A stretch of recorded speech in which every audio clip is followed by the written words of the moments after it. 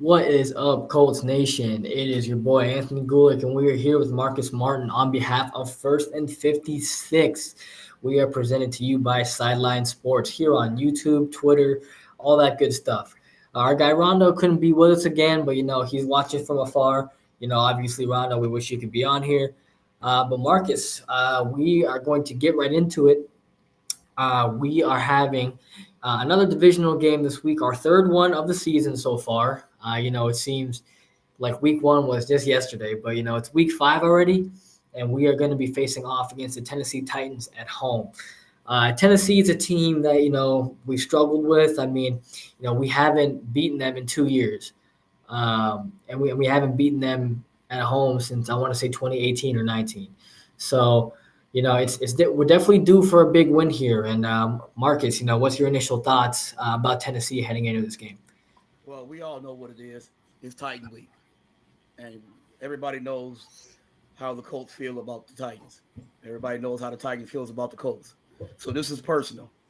This is David and Goliath getting ready to clash on Sunday. And we're going to bring the juice. I think we're going to bring it. I think you're going to see a whole lot better Colts team than you've seen last week. I think the more and more Anthony Richardson get comfortable, the better. I'm pretty sure all of his teammates reminded them what this game actually really means. It's a divisional game. Every divisional game is personal, and we got to make it happen. We got to make Lucas Oil Stadium one of the loudest places in the country, and we got to give the Tennessee Titans everything that we got. They're coming off a huge win last week, so their confidence level is going to be super high. So we just got to bring the juice. Yeah, I agree with you. And, I just want to talk about your last point there. This is actually what I was going to talk about. Tennessee came off a big win against Cincinnati.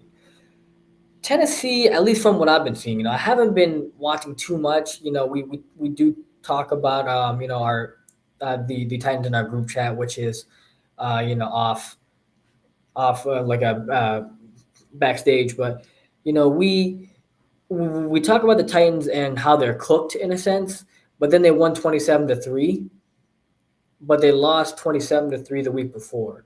So right now, I think they're really inconsistent as a team.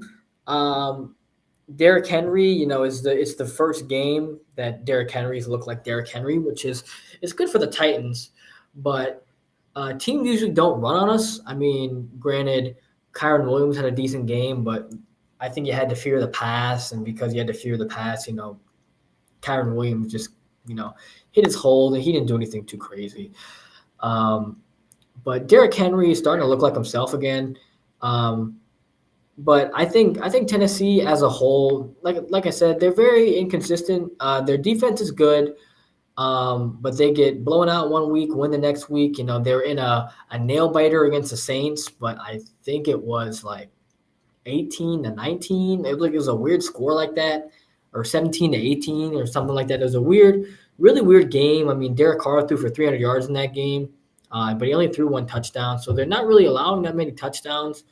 But teams are passing on Tennessee. I mean, granted, last week it was against Joe Burrow, and Joe Burrow just doesn't look like himself. So I'm not putting too much stock into that. But I think the Colts this year, I think we provide them a new challenge. The Titans the last few years, even with Wentz, you're playing against these quarterbacks who aren't mobile, and this is something that their defense hasn't seen.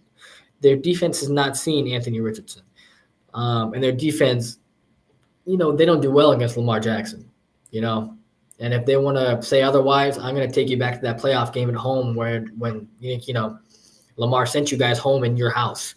So I don't want to hear anything about, them being good against mobile quarterbacks, because the reality is they're not. They're not. The stats might back it up, but in reality, this league is wins and losses. It doesn't matter how you get them. You could hold Lamar to 100 yards passing, but if you lose, you didn't do that good. That's right. It's all about that. But I think we're due for a big win, just like you said. We haven't won at home since I can't even remember last time we went at home. It's like dating back to last year. Like that game against the Chiefs, week 3, like I think that might have been our last win at home. Because the other wins that year were all on the road. So I mean we haven't won since like literally a year from now. So we're definitely due. The fans are ready. It's gonna be a different atmosphere for the Titans, especially if Jonathan Taylor comes back. I mean, that's going to be, a big task for Tennessee. So, I'm expecting a big performance from our offense and our defense in this one since they're going to be coming juiced up. Yeah, I agree. Yeah, like you said, we haven't won at home in a long time, and I know us as fans, we're due for a celebration. It's got to be, and like I said, this is the week. This is divisional game, and we got to bring it. We got to bring it. Hoping that the defense plays a little better than they played last week. I'm not sure how banged up Buckner really is, and I'm not real sure if they're going to keep him on a pitch count like they did last week. But hopefully not. Hopefully he's his back, because I think it's a back injury. So and I know those takes time, but hopefully he feels a little better that he can play pretty much more downs than he did last week, because we all know what Tennessee offense brings to the table. Derrick Henry didn't hit you with the pass. So if we can contain and eliminate those long rush yards that he's had against us in the past, if we can eliminate those, I think the outcome of this game will be a victory for us. Yeah, I agree with you. And going back to the point of getting reinforcements, I'm pretty sure that Ryan Kelly will be back for this game. I'm sure that Bernard Ryman is also going to be back for this game. So we're going to have all 5 offensive line starters in this game, which is going to help out Anthony Richardson. Having Ryman in there is going to be huge. That's going to be really, really big. Jonathan Taylor did have a full practice on Wednesday, so they're going to see how he's going to be doing on Thursday and Friday. Right now it's Wednesday as we're doing this episode, so we're not sure of how his future practices are going to go. But being a running back, I mean, it's the same personnel. I mean, it's a matter of getting back to game speed. So I don't really see, a situation where he doesn't play. And other guys on IR, I mean, I'm pretty sure Jelani Woods is going to remain on IR. But we were just talking in the last episode about the tight ends. The tight ends they're very good. They're serviceable. So Woods, if he has to ease his way back in, I'm not too concerned about that. And lastly, I just want to talk about the defense real quick, and then I just want to get your opinion. Last week we did lose Dallas Flowers at the end of the game. He tore his Achilles, is going to be out for the season, one of our starting corners. So right now we're going to be rolling out Juju Brents, who's a rookie, and Jalen Jones, who's also a rookie. Jalen Jones, a 7th-round rookie, and Juju's a 2nd-round rookie. I think this is a perfect game, honestly, for Jalen Jones to get a full start, in my opinion. I mean, you're playing against mediocre receivers. I mean, Michael Pittman almost has double DeAndre Hopkins receiving yards. I mean, he's a shell of himself. And Treylon Burks I honestly don't know if he's been playing because I haven't heard his name that much. And then outside of those two, it's just no-namers. So Jalen Jones, this is a perfect game to ease him in. I mean, it might be a little rough at first, but I think it's just unfortunate to be losing those guys to IR, to lose Dallas. It really sucks because out of the 2 new guys, him and Baker, Dallas played well to start the year. But what is your opinion on how the secondary is going to play? Because I think in this game we're going to have to worry more about the run, and Tannehill doesn't really fear. I don't fear Tannehill. I mean, I don't think anybody in the league should, to be quite honest. So how do you think the defense is going to have a bounce back week with the I'm gonna say, and go back to what you just recently quoted. Jalen Jones, this being a perfect game for him to be his what's the word I want to use I his know what you're thinking too. his game to start him basically. They liked him in practice. They loved Jalen Jones in practice. Matter of fact, he was the reason why Darius Rush Yep. got cut because they loved him so much in practice, and he was the better of the two. So I think with him and Juju being back there, two rookies, Jalen Jones is long, but 6'1", 6'2", somewhere around in there. Um, and every time he stepped on the field, he's produced. You know, um, unfortunately, Dallas Flowers, he got that torn Achilles, and hopefully, he comes back to a speedy recovery next year. But I'm gonna say this, and no disrespect to Dallas Flowers or anything like that, but I honestly think he's not going to get his starting position back next year. And the reason why I say that is because Jalen Jones is going to come in and he's going to play, and he's going to play, and he's going to earn that spot for this year and next year. This is what he's been waiting on. This is what everybody wanted to see. The two rookies back there, the two talk of training camp back there at the same time, holding it down. Last week it was a little rough for Juju Brents, but it was because he had to cover so many people. It wasn't always the same guy all the time. So everybody in the secondary got cooked last week. So it wasn't just him. Everybody got cooked in the secondary last week. So last game for Juju Brents wasn't all that great, but I think they rebound. I think they come back. They play a lot better this week. I think that defense from here on out, I think, from that loss, that because if you look at last game, early on it was the offense, but at the end it was the defense that cost us the game. So I think they feel that, they know that, and then from here on out, I think you'll see the production just start going up and up and up with the defense, especially now since they got two elite corners back there that can hold it down. Yeah, I agree with you, and I don't hate that Jalen Jones take. With Jalen Jones, people seem to forget that coming out of high school, ratings in a sense they do matter. Coming out of high school, he was a 5-star recruit, and he played at Texas A&M. He didn't set the world on fire like people thought he would.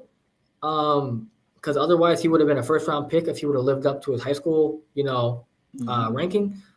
But with Jalen Jones, I mean, he could get back to that point. I mean, there's just certain things that you can teach, and the corners coach Ron Miles. I mean, he's taken guys that that probably shouldn't be in the league and made them into good corners. I mean, the year before with Gus Bradley and his staff at Vegas, you take a look at Nate Hobbs. Nate Hobbs was a rookie that year. Mm-hmm. Nate Hobbs looked like, I mean, if he wasn't playing for him, I mean, he probably shouldn't be in the league.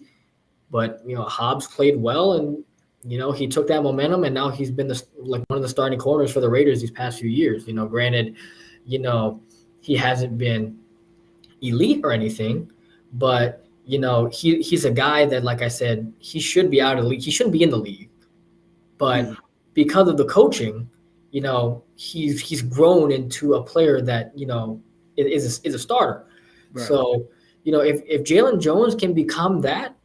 If Jalen Jones, he doesn't have to be a superstar, but if he takes this year under his belt and he runs with it and he becomes a starter, I mean, power to him. I mean, I was just thinking about this guy a couple of weeks ago. I was thinking about Marvell Tell back in 19. Marvell Tell coming out of USC, I believe he was a safety, and he played corner for us. And he didn't set the world on fire, but he was just good. And I think sitting out the COVID year, it really it took him out of rhythm, and he hasn't really been in the league since. But I feel like if he would have came back and played that next coming year, he would have been a really, really good player for us. Yep. And granted, like I said, I'm not calling this guy an all-pro corner, but he could have been serviceable for us, Right. which is exactly what I'm trying to put together with Jalen Jones. I don't think that Jalen Jones is gonna be bad in any way, really. I mean, he's gonna get some run, and it was really unfortunate what happened to Dallas in the game. But I think Jalen literally only got one snap. I mean, I think Dallas got hurt on the second to last play of the game. Yeah. So Jalen only got one snap, and they didn't throw it to his side. So we can't really evaluate what happened because it was a miscommunication between Kenny and Juju, which led to the touchdown. So Jalen Jones is a big player coming up, and I'm really really excited to see what goes on. But we're gonna get into score predictions real quick, and I want to start off with mine. Like I said, we are due for a win against Tennessee. We haven't beat them in 2 years. So I'm going to say the Colts are going to win 27-24. The Colts and Tennessee, Tennessee, like I said, their offense is on and off, and their defense is usually good. But Tennessee, never really had to prepare for a high-powered Colts offense. We've been top 10 in offense in the past, but for some reason, I mean, not for some reason. I mean, it's the quarterback that's held us back. Here now with Anthony Richardson, it's not going to hold us back. People have to respect that we have a high-powered offense now. People aren't used to going into games against the Colts expecting a shootout. Last week was a shootout. Nobody expected that to be one. Right. So I'm expecting another shootout with this one, and if the defense can hold, I mean, it's about the offense getting in the red zone. And I feel like, last year we were the worst red zone offense in the league. I don't think we scored. I mean, we only scored, I want to say, on 10% of possessions in the red zone. And now I don't think we've taken a field goal all year in the red zone. I mean, we are just converting in the red zone. We're definitely in the top 10. We're in the top 10. So I'm thinking it's going to be a 27-24 game, and I think the Colts win this one. I think Anthony Richardson finally gives us, our first win against the Titans. I'm gonna go with the score prediction of 34-17. I think the defense comes out, and I think they play a whole lot better than last week. I think we focus more on stopping the run this week. And I think our offense will be clicking on all cylinders. I think this is the big one. This is the one we need. This is for the city of Indianapolis. This is for all Colts fans in general and all the Colts fans that attend home games. This should be the breakout game for us. I think Anthony Richardson has a very good game, and hopefully